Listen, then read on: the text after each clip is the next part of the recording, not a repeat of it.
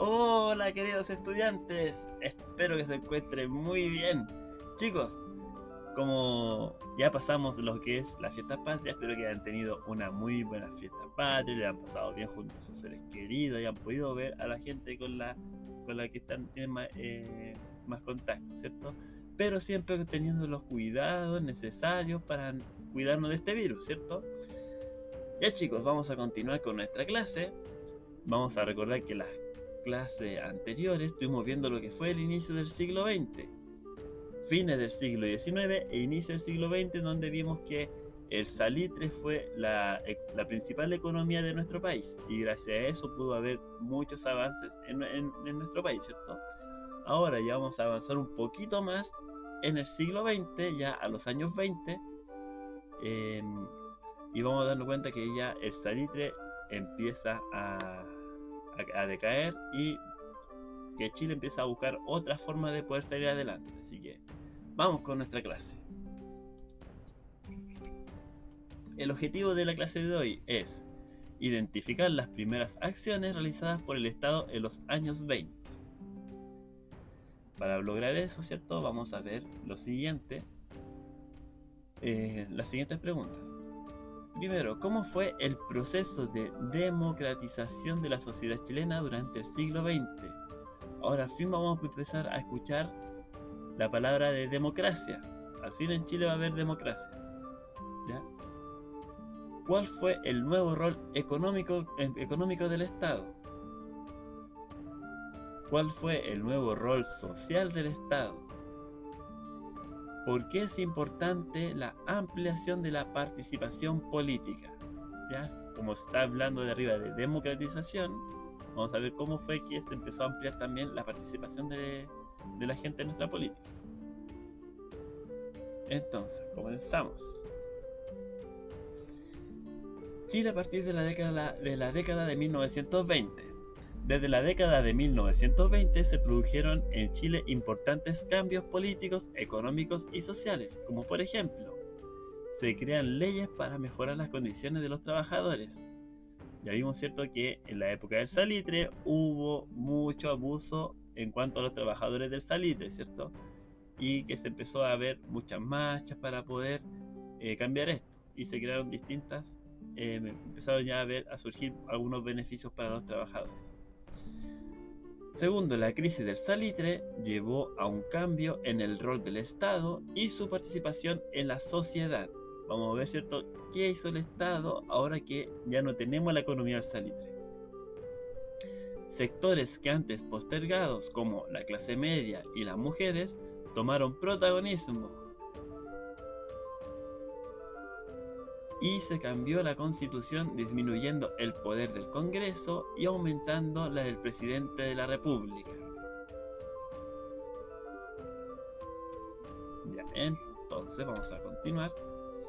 ¿Qué elementos explican la democratización de la sociedad chilena? Vamos a ver aquí, ¿cierto?, que hay tres elementos que explican cómo fue la evolución de esta democratización. Ya cómo fue que Chile logró logró tener democracia. Hay tres ámbitos: el ámbito político, ámbito económico y ámbito social. ¿Ya? Aquí vamos a abrir el libro de historia, ¿cierto?, en la página 131, y aquí salen lo, ¿cierto?, explicado, ¿cierto?, cada ámbito. El ámbito político, la Constitución de 1925, marcada por el presidencialismo y por una democratización progresiva de la sociedad. Ya aquí ya empezamos a avanzar un poco lo que fue la democracia, de a poco. No fue que todos tuvieran democracia. Recordemos que solamente algunas personas podían votar, no todos. También protagonismo de partidos políticos que representaban la clase media y obrera. Eso fue lo que fue en el ámbito político.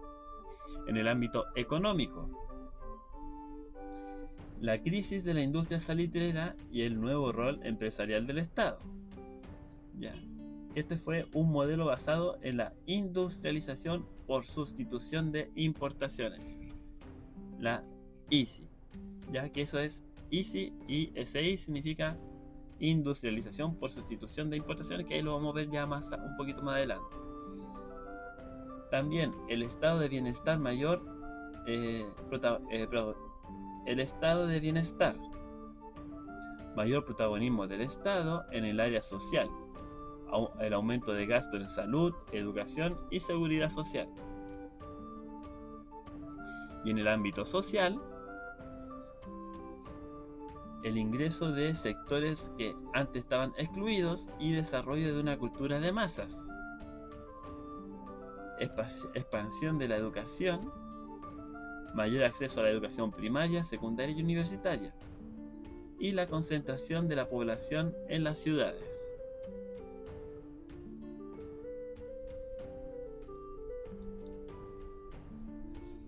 Y entonces, ¿cuál fue el nuevo rol económico del Estado?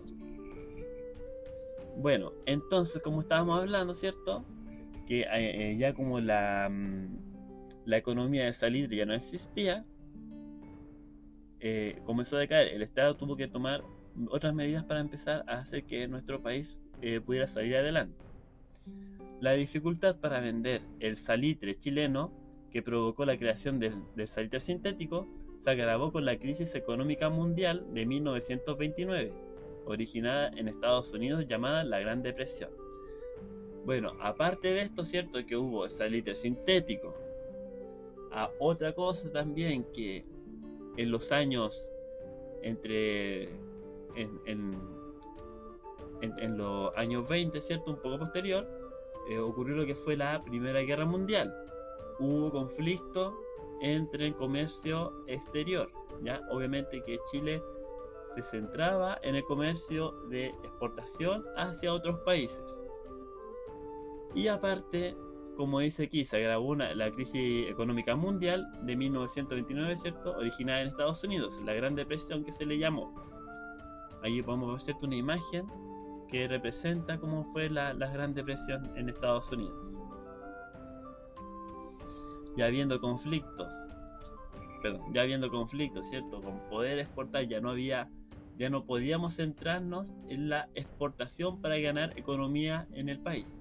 Así que ¿qué hizo Chile para poder mantenerse? Creo lo siguiente: el modelo Easy, ¿ya? El nuevo rol del Estado. Dice, el nuevo modelo económico de desarrollo hacia adentro. O sea, no estamos buscando depender de exportar cosas hacia otros países para tener una economía buena, sino que, como dice aquí, un desarrollo hacia adentro, o sea, en el mismo país, no tener que depender de otros. ¿Por qué se desarrolló el modelo Easy? Ya como dijimos, ¿cierto? Es la industrialización por sustitución de importaciones, el Easy. Dice, el objetivo del modelo de Easy, ¿cierto? Industrialización por sustitución de importaciones, era que el país dejara de depender de los mercados externos, produciendo lo que necesitaba dentro de sus propias fronteras.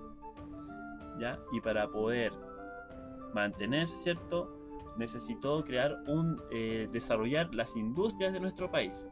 Y para lograr un desarrollo industrial, aquí como se ve en la imagen, se requería lo siguiente.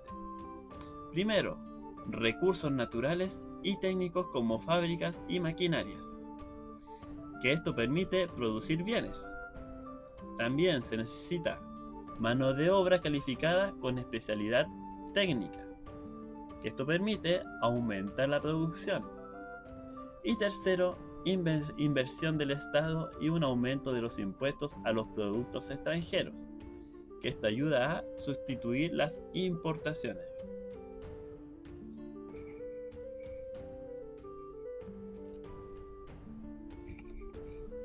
Además, como estamos viendo, ¿cierto?, que estamos con el modelo Easy, tratando de promocionar la industrialización en nuestro país, empezaron a surgir nuevas industrias, como fue el caso de LAN, ya que es la línea aérea nacional. Si se ven aquí, se ve aquí al ladito dice línea aérea nacional, LAN. Empezaron a surgir nuevas industrias, ¿cierto?, que empezaban a aportar a nuestro país. se creó la Corporación de Fomento a la Producción, el Corfo. Y también empezó a haber publicidad para poder promocionar los productos chilenos. Si se dan cuenta que hay un afiche que promociona los productos chilenos. Aquí podemos ver, ¿cierto? Un pez que representa los productos marítimos de Chile, trigo que representa la agricultura chilena, ¿cierto? Y aquí la CH obviamente representando Chile y con una chimenea representando la industria chilena. ¿Ya? Por eso compre productos chilenos.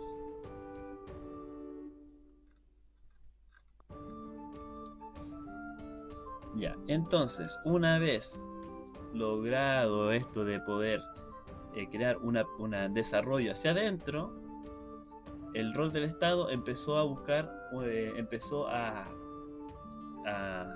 utilizar esos dineros para poder ayudar en este desarrollo. ¿Y en qué empezó a utilizar?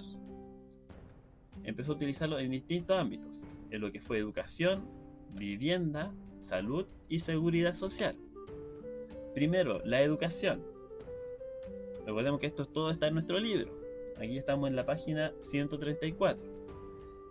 Dice, el Estado aseguró la educación primaria para toda la población y aumentó la cobertura escolar y universitaria. Además, impulsó la educación técnica para hombres y mujeres con el objetivo de aportar el desarrollo industrial del país. ¿Ven? Y aquí está, hablando de que estamos ocupando dinero para desarrollar la producción industrial. En la vivienda, el proceso de industrialización hizo que más personas provenientes del campo llegaran a las ciudades. Esto generó que no hubiese casas o departamentos suficientes, por lo que el Estado comenzó a construir viviendas destinadas a los sectores populares. Y aquí la gente, ¿cierto?, del campo empezó a llegar a las ciudades porque como empezó todo este proceso industrial, la gente del campo se dio cuenta que había trabajo en la ciudad. Así que empezaron a vivir en la ciudad para poder estar cerca de las empresas y poder trabajar en ellas. En lo que fue salud también, el Estado creó el Servicio Nacional de Salud y otros programas para mejorar las condiciones higiénicas y así reducir las tasas de mortalidad y aumentar la esperanza de vida de las personas, es decir, que pudiesen vivir por más años. Obviamente, si podían vivir más años, teníamos más mano de obra para poder trabajar con las empresas. Y lo que fue la seguridad social. El Estado se preocupó de proteger a los trabajadores ante accidentes dentro de las empresas o si quedaban sin trabajo. También se aumentaron las pensiones por invalidez, muerte, cesantía y maternidad. Aquí ya empezamos a ver cómo empezaron a haber nuevas leyes en el trabajo que beneficiaba a la gente que trabajaba dentro de las industrias.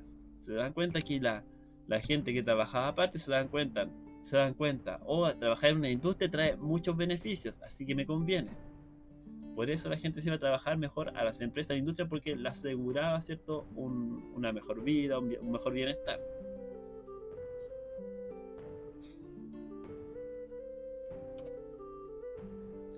Ya, ahí, se me fue. Y ahí por último, ¿cierto? Una vez ya logrado esto del Estado, dar todos estos beneficios, empezó, ¿cierto?, a surgir lo que fue la clase media, empezó a desarrollarse, hubo mayor educación, estaban más saludables, con un trabajo, y la clase media empezó a participar ya más en lo que fue la política. Y dice, ¿por qué es importante la ampliación de la participación política? Recordemos, ¿cierto?, que los años anteriores solamente algunas personas podían votar, solamente varones mayores de edad con ciertas condiciones podían votar y participar en la política. Como por ejemplo tenemos aquí, en el siglo XIX, que fue el siglo pasado que vimos, dice, en 1833, en la Constitución, solo tenían derecho a voto los hombres mayores de 21 años que eran casados o de 25 años y eran solteros, que supieran leer, escribir y que tuvieran renta, dinero y propiedades, ¿cierto? Solamente ellos nomás podían votar. En 1874, ya con la reforma de la Constitución, ¿cierto? Por los liberales, se eliminó el requisito de renta. Fue un gran avance, ya que amplió el número de votantes, aunque quedaban fuera las mujeres y los analfabetos. Ya en 1888 se eliminó la diferencia entre casados y solteros. Ahora podían votar todos los hombres mayores de 21 años que supieran leer y escribir. En 1934 aquí ya entramos en el siglo XX, en donde ya vemos la Constitución, ¿cierto? De 1925 empezamos a ver ya los avances que empezaron a ver con la importancia de que haya mayor participación ciudadana. Las mujeres logran el derecho a votar y ser elegidas en elecciones municipales. La mesa de votación estaban separadas entre hombres y mujeres. Todo esto lo podemos ver en nuestro libro, ¿cierto? El libro de historia. Y aquí en el siglo XIX, pero en el siglo XX, lo que estamos viendo ahora, recién empieza lo que es el que las mujeres puedan votar. En 1949, las mujeres lograron el derecho a votar en las elecciones presidenciales y parlamentarias, como también la posibilidad de ser escogidas como a tales cargos. En 1969 se concedió el derecho a voto a personas ciegas, y en 1970 se rebajó la edad para votar desde los 21 a los 18 años. Se concedió el voto a los analfabetos. Ya, o sea, aquí ya en 1970 ya se podía empezar a votar la gente que no sabía leer ni escribir, ¿cierto? Y se bajó la edad. Y aquí tenemos, ¿cierto? 2012, ¿cierto? Que la inscripción pasó a ser voto voluntario, pero eso ya lo vamos a ver más adelante. Y también el tema de que podían votar la gente que estaba en el extranjero, pero es en el siglo XXI. Bueno, entonces, en resumen, ¿cómo fue el proceso de democratización de la sociedad chilena durante el siglo XX? Vimos, ¿cierto?, que hubo un proceso que fue por distintos ámbitos, ¿cierto? Ámbitos políticos, sociales, y si no me equivoco, el otro fue el económico, ¿cierto? En donde fue debido principalmente a lo que fue la caída del salitre, que empezó la etapa de industrialización, y que gracias a eso el Estado empezó a tomar un rol más social, apoyar a la gente para que pudiera estudiar, y así hubo una mayor participación en la política chilena. ¿Cuál fue el nuevo rol económico del Estado? Bueno, aquí cierto vimos que el nuevo rol del Estado fue que empezó a trabajar, ¿cierto? Con el tema de empezar a apoyar la industria de Chile, ¿cierto? Se empezó a crear nuevas empresas, lo que fue la ANA, el Corfo, y la ICI, que fue el proceso que ayudó a que pudiera ayudar a desarrollar lo que fue la empresa chilena. ¿Cuál fue el nuevo rol social del Estado? El Estado, ya al haber comenzado a avanzar con lo que fue la industria chilena, empezó a aportar cierto dinero en lo que fue la educación, la salud, en la vivienda, ¿cierto? Y lo que fue la seguridad social. Y gracias a eso se responde también lo que es la última pregunta, porque es importante la ampliación de la participación política. Gracias a eso, el rol social que tomó el Estado, empezó la clase media empezó ya a participar en lo que fue en la política. Y gracias a eso, obviamente, se empezó ya a participar otras personas, ¿cierto? Como las mujeres, y hubo una mayor participación de la gente en lo que fue en las votaciones, y así se logra una mayor democracia. Bueno, chicos, espero que haya quedado claro cualquier cosa, duda, consulta, me la pueden hacer llegar a mi correo y nos estaríamos viendo, ¿cierto? La próxima clase, ¿cierto? Aquí dice que la oficina salitreras luego de 1920, aquí vivían 50.000 personas y ahora es un pueblo fantasma. Bueno, ustedes si se dan cuenta ahora pueden incluso ir a visitar la oficina salitreras allá al norte de Chile. En Iquique se encuentra la oficina salitrera de Humberston, saliendo de Iquique como se dice aquí es un pueblo fantasma. Que estén bien, nos estaremos viendo. Adiós.